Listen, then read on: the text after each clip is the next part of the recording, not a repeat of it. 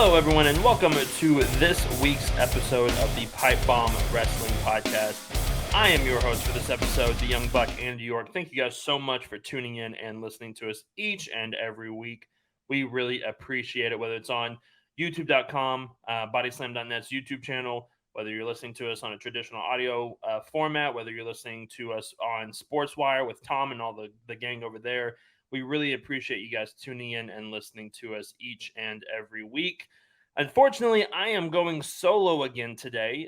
We had some scheduling conflicts and some errors this week that we just couldn't get past. And so I'm riding solo this week. Unfortunately, that Chris will have to ride solo next week to preview SummerSlam. Maybe there'll be a little audio clip from me in there, as well as there's going to be an audio clip from Chris in this video as well. So you'll get to hear from both of us over the next 2 weeks. But for the majority of this episode, I am riding solo for this. And we got a lot to talk about. There's a lot of things that we're going to dive into and we're going to talk about. And I'd love to get your thoughts. I'd love to hear what you have to say. So make sure you hit up our social media. You can follow me on Twitter at Andy_PBWP. You can follow the Pipe Bomb Wrestling Podcast at PBW Podcast. And you can follow all of us there on Twitter and on social media. Make sure you do that. Interact with us. Let us know if you're liking what we're talking about. Let us know if you have any thoughts about the things that we say. If you have any agreements or disagreements, we'd love to have Discord and talk back and forth about those things. And I'd be remiss if I didn't talk to you about PBWF. Week 5 just dropped on Monday, and I'm telling you, we are having a blast doing that. Unfortunately, every episode from this point on is going to be audio only. So if you've been watching on YouTube, go find it on the audio version. I promise you're not going to miss anything with it being on audio only. The imagination that you get to use while we call these spots and call these shows is so much fun. So you definitely want to go check out week 5 from this past week. Week 6 is coming up. We are moving right along towards our next 2 pay-per-views. And we're having a blast while we are doing it. So it's going to be a lot of fun to dive in and to do all of that. So make sure you go and check out all of that. So we got a lot to talk about, and it's just me today. So, of course, I don't want to ramble on for an hour because I don't think anybody wants to hear just me talk for an hour straight. But let's start with the AEW side of things. It was week 2 of Fyter Fest this week. They also announced next week is Fight for the Fallen. But this week was week 2 of Fyter Fest, and it was headlined by a barbed wire everywhere death match between Eddie Kingston and the Painmaker Chris Jericho, with Jericho Appreciation Society locked in a shark cage kind of above the ring. It was more above the crowd area over there. So yeah, this match was it was interesting. I gotta tell you, I love Eddie Kingston in these type of matches because he is definitely a John Moxley-esque guy of like brutality through the roof. He's going to do whatever he can. He's going to put his body on the line for entertainment, and I really appreciate that. I love watching Jericho in these matches as well because it's so different to kind of see him in these type of stipulations. But I got to tell you, it was a little sloppy in spots, and I don't think it was anybody's fault. I just think it was the way that the match was kind of going. There was a lot of brutality. There was a lot of brutal spots. I love the fact that there was barbed wire literally everywhere, like barbed wire on the microphone. As soon as Eddie Kingston got in the ring, he just grabbed it and took it straight to Chris. I love that aspect. It was the brutality was absolutely there. The finish was really weird. For me, at least, it was very, very weird because obviously, don't try to unlock people from a cage because apparently if you try to do it in a timed motion, nobody can ever get the lock open. Ty Conti was struggling to get the lock open to the point where multiple guys from the Jericho Appreciation Society that could fit through were sliding through the bars and making their way out to the ring to jump Eddie Kingston. So they kind of telegraphed that there were going to be shenanigans involved because in the shark cage itself was Hager, Garcia, and 2.0. So you knew Sammy, you knew Ty Conti were not in the shark cage, but they were still there. They were still around somewhere. So you knew they were going to get involved at some point.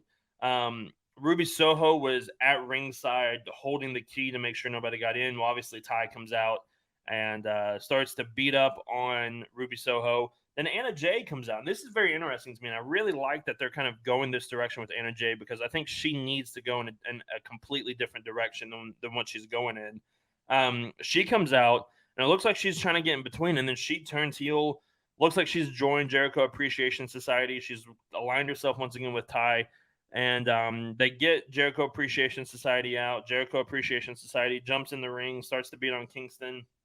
Blackpool Combat Club comes out. And then out of nowhere, Sammy Guevara comes in, super kicks Eddie Kingston. Jericho hits him with a Judas Effect wrapped in barbed wire, which that move looked brutal. And Jericho won, which I find absolutely baffling that Jericho won. I don't understand the reasoning behind Jericho getting this win. Eddie Kingston absolutely should have won this match. This should have been like the end to this feud. Excuse me. This should have been like the end to this feud for both of them. And I don't understand why Kingston did not win this match, especially if he was going to stand tall at the end of the night. He should have walked away with the win. Especially if they like, you could still do the angle with everybody coming in, Guevara coming in, all of that stuff.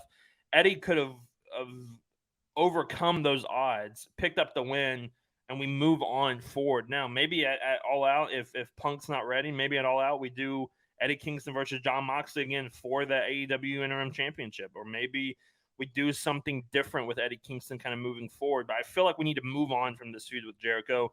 This was the perfect opportunity to end it, and it seems like it's not ended at all. In fact, it seems like we're kind of building towards something else, probably at All Out.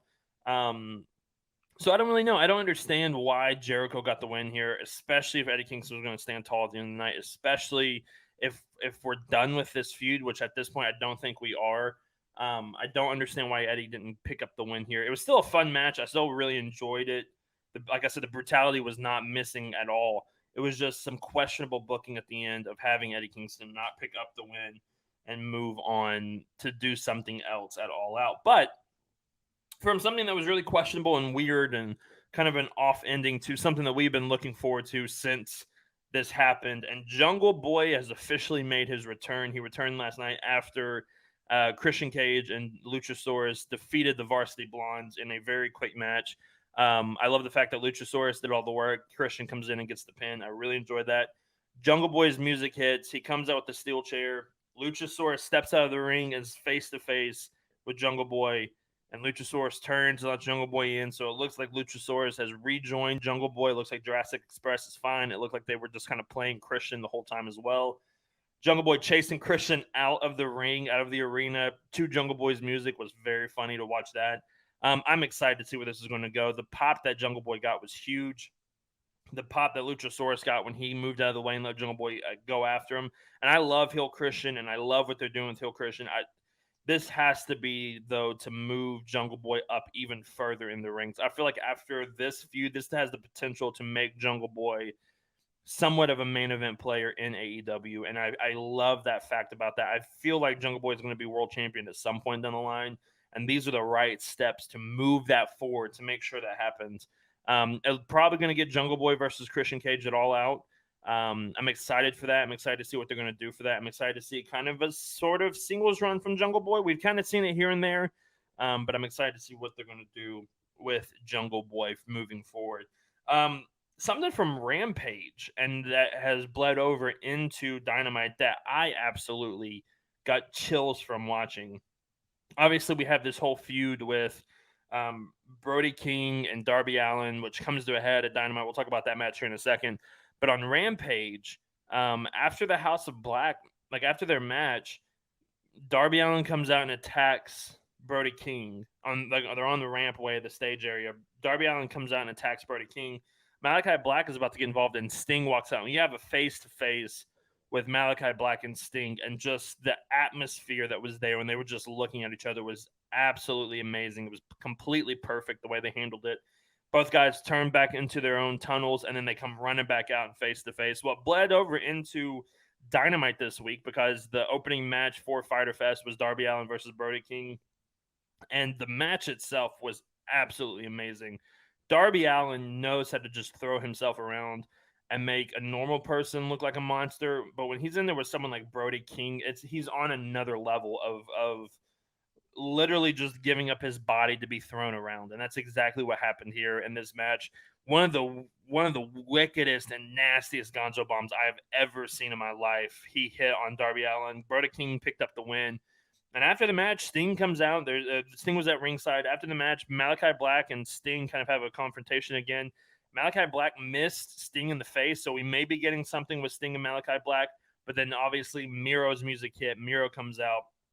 If I had to bet, I would say we're probably getting Malachi Black versus Miro at All Out, which I am looking forward to that. That's going to be a fantastic match. I said it last week on the podcast. I absolutely love Miro with everything in my being. So to see him kind of get this push is going to be fantastic. I really believe he's going to be a world champion sometime soon. I think Malachi Black could be right up there as well.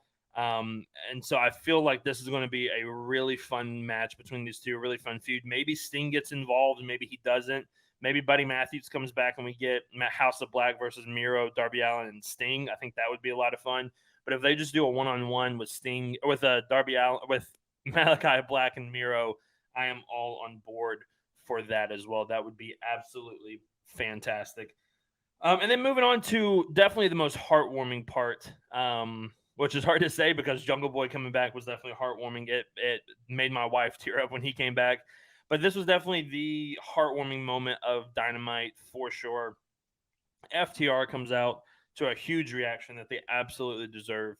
FTR comes out and cuts a promo before Death Before Dishonor, which we'll kind of run down. I'm not going to run down the entire card for that, but we're going to run down some of the high spots for that, or some of the key matches from that card before this Saturday. But the promo that they cut was fantastic. Cash starts talking about how he loves the crowd reaction, how they've worked so hard to get these tag titles, how they've had a pretty decent year, which I think most people would agree with. They've had a really good year this year. And then Dax gets the mic, and I've said this multiple times on the podcast. Dax Harwood is my 2022 wrestler of the year so far. Everything he has done has turned to gold, and this promo was no different. He talked about how his daughter, at 5 years old, had a hole in the bottom of her heart, and she either had to have open heart surgery, which is very dangerous for a child of that age, or she had to just kind of let it grow on its own, but she had to fight for that. And at 8 years old, she went back to the doctor, and the hole completely filled up. And Dax even said she worked really hard and she fought and she did that. And that kind of gives him the encouragement and saying, well, if my 8-year-old daughter can fight, I'm going to fight for everything I've got. And then the line of the night, maybe the line of the entire year, as he said, Briscoes at Death Before Dishonor, I'm going to fight like an 8-year-old girl. And that really, like, I just got chills kind of saying it because of the backstory and the moment. It was absolutely perfect, everything about it. FTR, to me, is the best tag team in the world right now. I think there's a very good argument for them to be the best tag team of all time. But in this moment right now, they're the best tag team in the world, and it's not even close. And I can say that because Chris is not on the podcast with me this week. Yes, the Usos are fantastic. Yes, the Young Bucks are fantastic. I don't think there's anybody on FTR's level right now. And I think they are proving it week in and week out. I am so excited for Death Before Dishonor. I think FTR Briscoes 2 is going to tear the house down, just like the first one did at Supercard of Honor. I am so excited to see what they're going to do. I think they're going to pull out all the stops here. It's a 2 out of 3 falls match. I'm expecting it to go all the way to 3 falls. I'm expecting it to be a very lengthy match, but it's going to be a lot of fun, and it's going to be back and forth contest. And so I'm looking forward to that. But the rest of the card is very stacked as well. But there are 2 other matches besides FTR and Briscoes 2 that I'm looking forward to, and they're very obvious as to why I'm looking forward to them. The first one is Jay Lethal versus Samoa Joe for the TV championship. That match just kind of tells itself. Samoa Joe is one of my favorites. He hasn't been on TV for a while. I think he's got a lot of health issues or a lot of injuries that he is kind of trying to rehabilitate. And he's kind of at the point now where he doesn't need to be on TV all the time for his own safety, for his own health. So that part is that I understand. And Jay Lethal has done a fantastic job of building up this feud himself, building up this match himself for Death Before Dishonor. So I'm really looking forward to that. And then obviously for the Ring of Honor World Championship, Jonathan Gresham versus Claudio Castagnoli. That match is amazing. When Claudio came out on Rampage to confront him, immediately I was sold on having this match and sold on this feud. and sold on just buying this pay-per-view at this point because of that match, because of the FTR Briscoes, but this really put it over the top for me. I think it's going to be fantastic. I don't know if Claudio gets the win. I think it's a really good opponent for Jonathan Gresham. It'd be hard for me, though, to say Claudio's going to lose this quickly. But it's Ring of Honor. It's not necessarily AEW, so I think that there's a difference there. But I am really looking forward to seeing what they're going to do there and how they're going to play that out for sure. It's going to be a lot of fun to do that. And that's it for AEW. There's not a whole lot of AEW stuff this week. I'm sure if Chris was on the podcast with me, there'd be a lot more discord and a lot more conversation. But that's kind of it for AEW this week. Let's move on to WWE. But before we do that, if you are new here to the Pipe Bomb Wrestling Podcast, we once again appreciate you joining in and listening to us. If this is your first time, I'm normally not the host. I'm normally not doing this by myself. Chris Belcher is normally with me, so definitely go check out some of our older episodes to check that out, to check us out for sure. He'll be back with us next week as we preview SummerSlam. But yeah, if you're new to the channel, make sure you hit that subscribe button, leave that 5-star review, all of that fun stuff as well. All right, before we move on in this episode of the podcast, Chris actually sent a video clip of himself kind of talking about some of the major things that happened in This Week in Wrestling. So let's send it over to Chris and hear his thoughts, and then we will be right back. What is up, everybody? It is Chris from the Pipe Bomb Wrestling Podcast. I'm sorry I could not be on the show at our regularly scheduled recorded time today. Had a couple of things come up, but I did want to come on here and give you just a couple of my quick thoughts on the things that happened this week in the wrestling business. Obviously, I want to start with Ric Flair's last match. We finally get the big announcement of who is going to be involved. We saw rumors for weeks that it was going to be Ricky the Dragon Steamboat. It was going to be FTR. Ricky Morton was rumored for a while. Rock and Roll Express, all that kind of stuff. We finally get confirmation that it's going to be Ric Flair teaming up with his son-in-law, Andrade. No, not Conrad, although that would have been hilarious. And I would have paid to see that for sure. No, it's going to be Ric Flair and Andrade taking on the team of Jay Lethal and Double J, Jeff Jarrett. Now, I think we all assumed that Jay Lethal would somehow be involved. Of course, we've seen training videos of Flair and Lethal in the ring, and apparently they're a lot closer together as friends than we all probably realized. So, not surprising to see Jay Lethal's involvement. When you think about it too, if you're looking at a tag match or a 6-man or whatever, Andrade's involvement is not that surprising either. He hasn't been rumored. He hasn't been, nothing had come out previously, but it's, again, not surprising that he is involved. He's not been heavily involved in AEW as far as I'm aware. I don't really pay attention to Rampage and Dark, so he could have been on there and I'm just not aware of it. But we got Andrade's involvement here.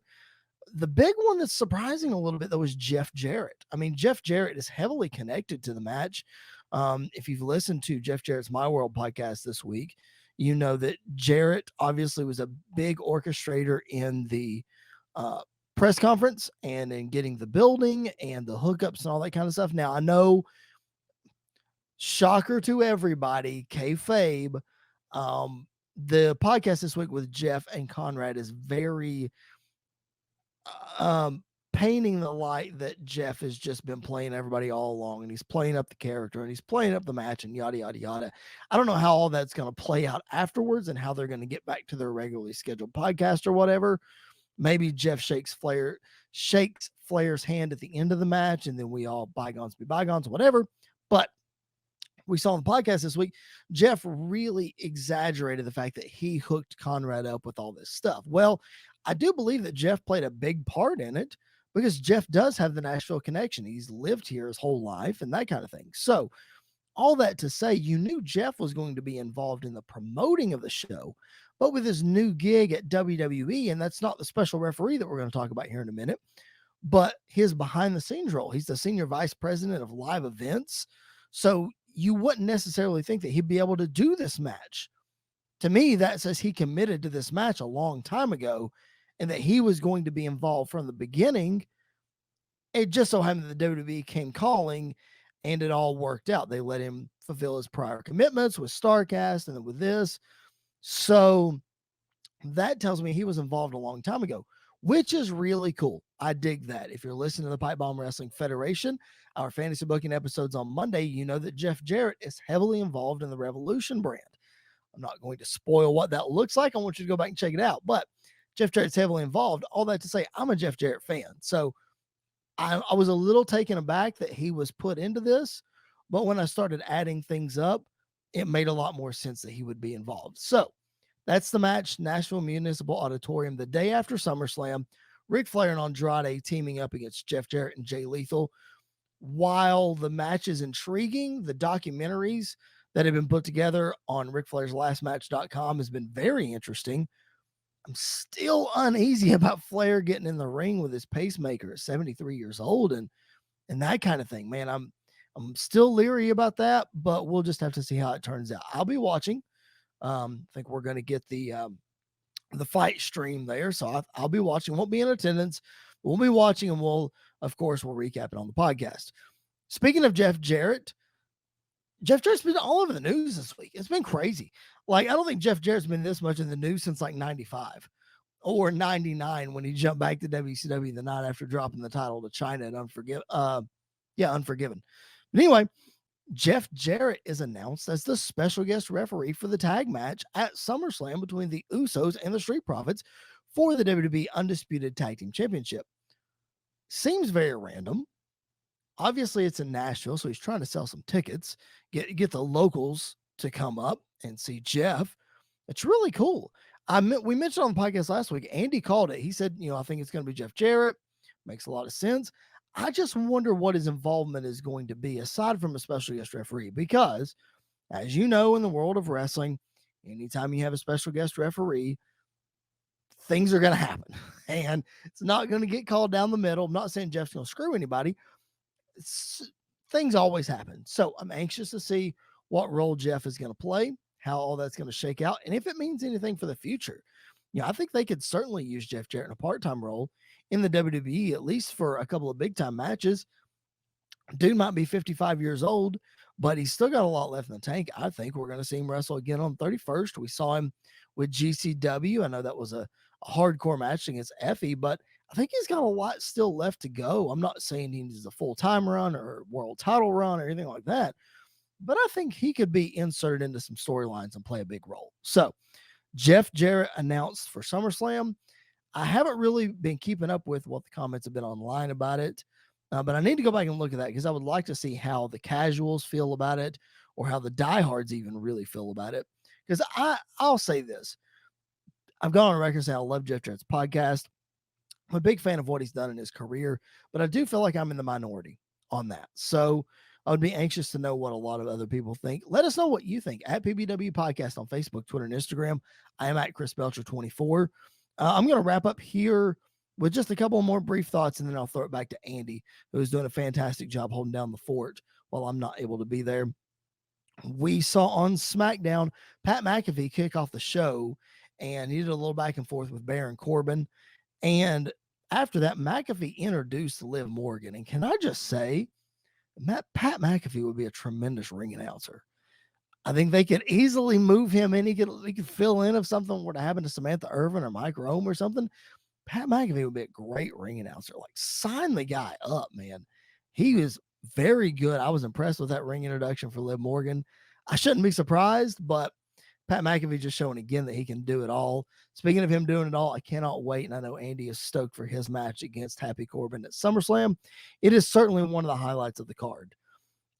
We saw that Becky Lynch and Bianca Belair are going to go at it one more time for the Raw Women's Championship.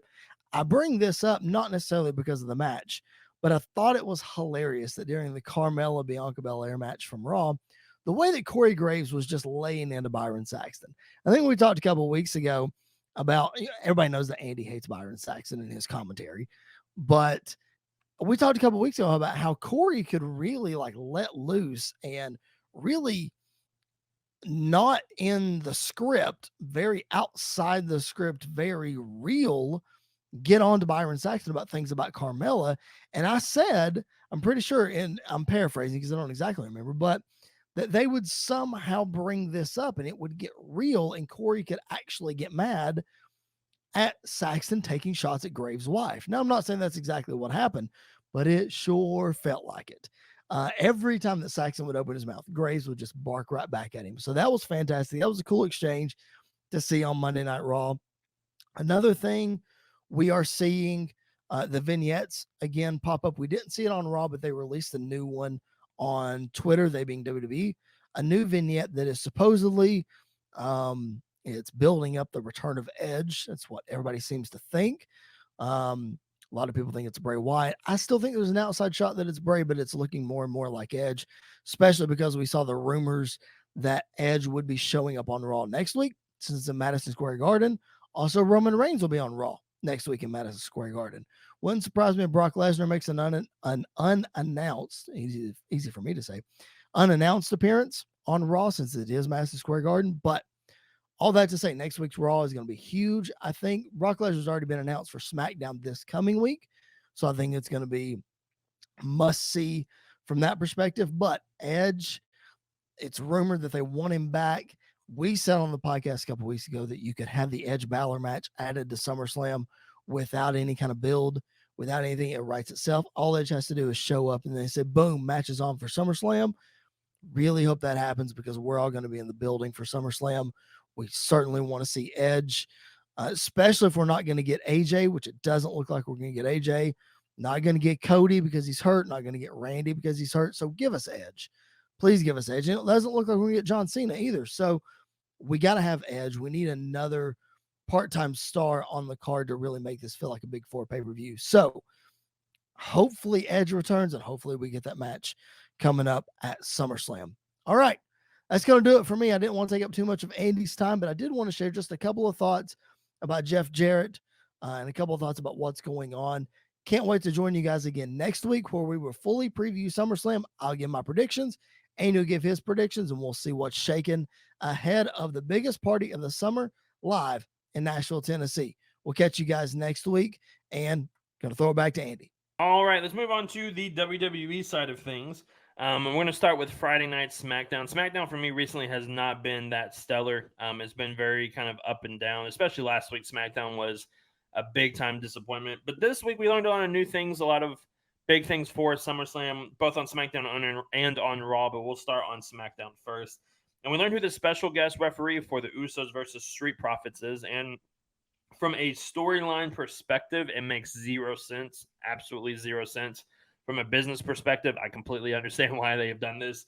Jeff Jarrett is going to be the special guest referee. Now, if you're wondering why business-wise that makes sense, is because SummerSlam is going to be in our backyard this year in Nashville, Tennessee, and Jeff Jarrett is a homegrown Nashville boy, still lives here, still does a lot of things here.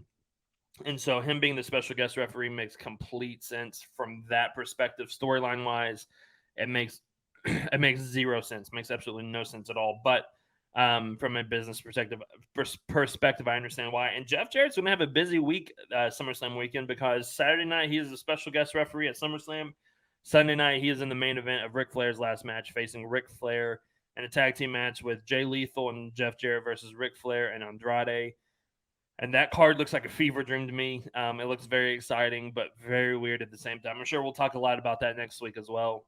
But yeah, Jeff Jarrett's going to have a busy weekend, SummerSlam weekend. It starts right here at SummerSlam. And I'm excited for the match. I don't think Jeff Jarrett adds or takes away anything from it. I think it's just very interesting. The match, I think, is going to be fantastic, especially if it's anything like the one they had at Money in the Bank. I think it's going to be fantastic, as always. Angelo Dawkins and Jimmy Uso wrestled on SmackDown in the main event, and they had a very good match there as well. So I'm expecting some big things from them on SummerSlam on Saturday as well, because I think they're going to absolutely tear the house down for sure. SmackDown started off with a Pat McAfee promo, which Pat McAfee cuts a promo. I'm always going to pay attention. I'm always going to watch. McAfee is one of my favorite things, if not my favorite thing in all of WWE right now. I love everything he does. He cut a great promo on Baron Corbin. Baron Corbin's responses were very weird, very random, very odd. Corbin's not really the main focus for me on this feud. It's more about McAfee. And then the introduction he gave to Liv Morgan was fantastic. So all the things Pat McAfee does is amazing. But this is where I kind of have a problem. And I understand what they were trying to do but I think they overdid it. And this is where I don't understand kind of, and I'm very nervous about SummerSlam. Liv Morgan wrestled Natalya in a match on SmackDown, and Liv Morgan picked up the win. Obviously, I think everybody kind of figured she would pick up the win. But the week before, Ronda Rousey fought Natalya, and Ronda absolutely annihilated Natalya. Like very quickly, short work, whatever. Liv Morgan, obviously, it took a lot longer for her to beat Natalya.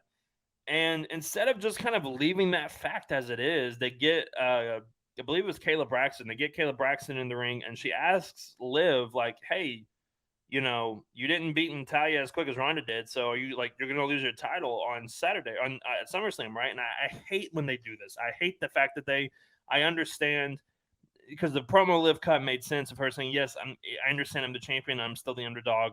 Blah blah blah, whatever. Just let that tell itself. You don't have to bury it into the ground. You don't have to keep pushing it down our throats. We understand Liv is the underdog. We understand Ronda is the powerhouse that she is. We don't need you to continue to force it down our throat. We understood and we all saw that Liv beating Natalya was longer than Ronda beating Natalya. We all understand that. You don't have to continue to harp on it just to make Liv look weaker and smaller than Ronda. We already understand that fact because of the way that Ronda's where she comes from versus where Liv comes from in the background and all of like their records and everything else. We understand that. And that's what makes me nervous for SummerSlam. I want to say 100% Liv's going to retain. I don't think she will at this point. I honestly think Ronda's going to win, and I hope I'm wrong. I can promise you I will be in Nissan Stadium. I will be the most upset person in that stadium if Liv loses this quickly after beating Ronda and after winning the championship. I don't think they have any faith in her. I honestly only think they gave us Liv winning Money in the Bank and the championship because they gave Theory the Money in the Bank. And so they wanted this to be the happy moment. I don't think we're going to get the happy moment for much longer. I hope I'm wrong. I hope Liv holds it for a long time. She deserves it. The title needs to have someone like this that is not a Charlotte, not a Ronda, not a Becky, not a Asuka. We need someone different to be holding the title. Liv is the perfect person for that. And we got to continue to move forward. But after this promo on Friday, and after the way Kayla Braxton kind of handled everything, and after the way they kind of pushed this, I feel like Liv is being kind of buried is not the right word, but she's being dragged under the mud. She's being dragged through the mud. There we go. She's being dragged through the mud to make her look smaller before SummerSlam. Maybe that's so she can get the big victory. But I don't really see that happening right now, and I'm very, very worried about how they are going to handle Liv Morgan at SummerSlam. But only time will tell. Maybe this week on SmackDown, something different will happen. Things will change, and we will be, talking about how Liv will more than likely win at SummerSlam. I don't really know, but in this moment, I'm very, very nervous about what's going to happen at SummerSlam. If you want to know how nervous I really am, you can go back and listen to last week's episode because we went on a rant in the last like 30 minutes of the podcast or whatever about the fact that SummerSlam looks very different this year than ever before. And I'm going to talk about that a little bit at the end of this podcast as well, because there's a lot of concerns for SummerSlam this year, and this happens to be one of those concerns. But let's move on to Raw and talk about two things that I'm actually looking forward to at SummerSlam. The first one is we have officially found out Bianca Belair is defending the Raw Women's Championship against Becky Lynch at SummerSlam. I am very excited for this. I'm honestly happy that Carmella is not in this match. I think Becky versus Bianca is the way to go. I understand we saw it at SummerSlam, or we saw it at WrestleMania. There's nobody else on the roster other than Asuka that you could put in this spot and have this big of a match, this big time match, and fill this big. I think Becky needs this match to happen. I don't think Becky's going to win. I think Bianca still picks up the win here at the end. But I'm very happy that they announced this match. Bianca and Carmella had a really good match on Raw. It was really fun back and forth. Bianca picked up the win, retained the title, kind of moved Carmella off to the side. So now we get Becky and Bianca at SummerSlam. And I'm really looking forward to that rematch there as well. And then it was also announced that something that we kind of figured was going to happen at SummerSlam, but it has officially been announced. Seth Rollins will be facing Riddle at SummerSlam. This could potentially be match of the night as well. Seth Rollins is one of the best wrestlers in the world today. He's probably my favorite wrestler right now. He is absolutely on top of his game, doesn't get the respect that he deserves from both fans and the company, I feel like. And so I'm really excited to see what they're going to do. Riddle is really kind of catching his own without Randy right now, so I'm excited to see what they're going to do. Seth needs to get this victory because Seth hasn't won on pay-per-view in, I feel like, forever. And so that's one of the things that really, to me, has to happen at SummerSlam. Is Seth Rollins has to pick up the win here. He had a great match with Ezekiel again on Raw, which to say Seth Rollins had a great match is like saying I'm breathing right now. It's that natural. It's that easy to him. So I'm looking forward to that as well. And then this is where we got to kind of harp a little bit more because there are some things that I cannot comprehend. I do not understand. Um, well, we'll save those for a minute because there's one other thing I want to talk about for SummerSlam that I'm sort of looking forward to, which I can't believe I'm actually kind of looking forward to. Logan Paul was on Raw this week for Miz TV. It looks like it's been officially announced we are definitely getting Logan Paul versus The Miz one-on-one at SummerSlam. I know Chris wasn't a big fan of the WrestleMania match. I personally enjoyed it. I think Logan Paul looked really good for a celebrity wrestler. So I think he's going to do that again at SummerSlam, especially when you put him in there with someone like The Miz, who is going to protect him and make him look strong and make him look good. I think this match has a lot of potential to be really good. I don't think it's going to be as good as the Pat McAfee Corbin match, but I think this match will be really good and surprise a lot of people as well. Now let's move on to the other two topics that I really want to talk about. First, we'll talk about the 24/7 championship. I feel like with the 24/7 championship, the same way I feel about the women's tag team championships, and that is they have done more harm. It has done more harm than good. At this point, I feel like the women's tag team championships, I'm pretty sure, are just done at this point. I don't think they're coming back. I don't think they need to come back. I think if you want a second women's title, which I'm fine with, I think if you want a second women's title, bring in a mid-card title for the women's division. I think that would be great. Let them go back and forth between both brands. I think that would be great if you had a mid-card women's title. Because that would give people like Carmella and that would give people like Nikki ASH and Doudrop and Aaliyah and Lacey Evans and a couple other people something to be doing right now as well, going after that mid-card title. So I would be completely fine with that as well. But the 24/7 title is doing more harm than good, especially in the women's division. I talked about about a month or so ago, the fact that Becky Lynch was fighting for the 24/7 title, got beat by the 24/7 champion. That does not sit well with me at all, and it still doesn't sit with me. Just like the fact that, and I really wish Chris was here with me because I'd love to get his thoughts. I'm sure he will give us his thoughts next week. If not, I'll make sure to ask him too. The fact that Alexa Bliss won it and then lost it in 2 seconds, Alexa Bliss should not be anywhere near the 24/7 championship. There are a few people, both on the men and the women's side, that do not need to be around the 24/7 championship because they are much better than 24/7 championship. I think on the women's side, I think it's Asuka, Bianca, Becky, Charlotte, Bayley, Sasha if she's still in the company, Naomi if she's still in the company, Alexa Bliss. They do not need to be anywhere near the 24/7 championship. And you had Alexa Bliss going after the title. Alexa Bliss needs to be one of those people that you can put at the top of the card every single time. And she is not doing that. So I feel like she has not been held up as important as she once was. And I don't know if that's because of some things that have changed in the back or her perspective or just the way times have changed and she's just kind of fallen to the side in their eyes, which if that's the case, then that is a shame on them. That is absolutely stupid on them. I don't know. I feel like they're really pushing her to the side right now, and she really should be one of those that Alexa Bliss versus Bianca could be the women's match at SummerSlam and feel as big as Becky Bianca, but it wouldn't at this point because of the fact of how little they have built up Alexa Bliss since she has come back from injury, since she has come back from the Lily fiasco and with the Fiend and everything else. I really feel like they need to be pushing her more than they actually are at this point. And someone else that they should be pushing that they are not pushing, and he's not even on SummerSlam, and it blows my mind, and that is AJ Styles. AJ Styles should be on every single major show for WWE. He should be at WrestleMania. He should be at SummerSlam, Survivor Series, the Rumble, all of your Saudi Arabia shows, your Clash at the Castle. He needs to be on all of those shows in big time feuds because AJ Styles is that person that is like a Seth Rollins, that is like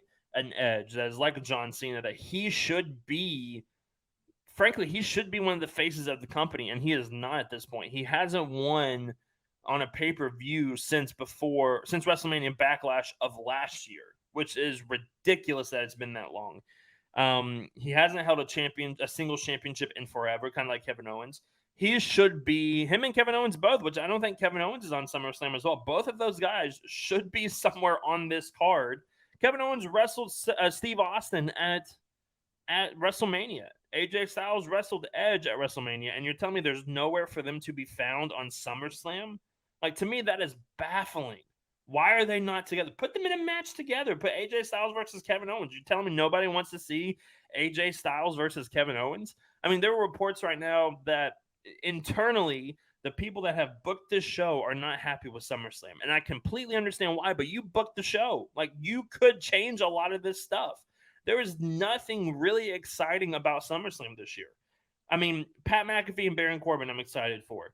Pat McAfee, though, should not be the one that I'm the most excited to see at SummerSlam. I'm excited to see Pat and Corbin. I'm excited to see Rollins and Riddle. I'm excited to see the tag match, and I'm excited to see Bianca versus Becky. 4 out of like 10 matches I'm excited to see. No one cares about Brock Roman again. Nobody wants to see that match. That feud is done and it's dead, and we should be moving on from it instead of harping on it. I understand Cody got hurt and Randy got hurt, and that threw a wrench in there. Put AJ Styles in this spot. Put Seth Rollins in this spot. Put Edge in this spot. I don't care if we see Edge again. Put someone else in this spot other than Brock Lesnar again, because we don't need to see Brock versus Roman again. We don't need to see Ronda Rousey at SummerSlam. I'm sorry, but we don't need to see Ronda Rousey at SummerSlam.